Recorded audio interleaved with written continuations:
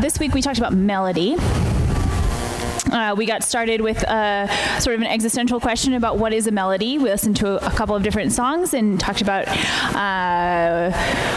their similarities and differences. And then we did some solo jazz similar to weeks past, where we explored taking a simple jazz step and seeing how that jazz step, how we were moved to change it as we heard changes happening in the melody, especially as it shifted from maybe one instrument to another instrument. Yeah, or from a section to a B section, where like the line changes a bit.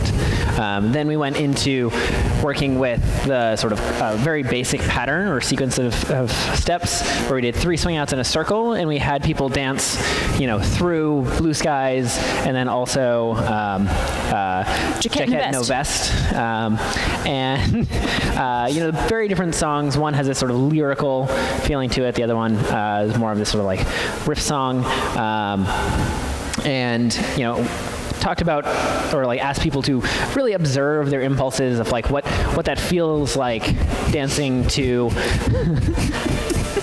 We observed our impulses, and then we acted on our impulses in the second time through. And so like what it felt like to, dance to a particular line in Blue Skies as the line changed and like sort of different instruments took over. So a similar pattern to the first one.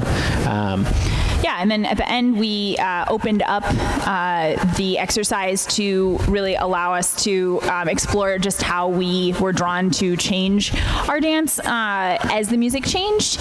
Again, keeping in mind things that were happening in the music specifically. So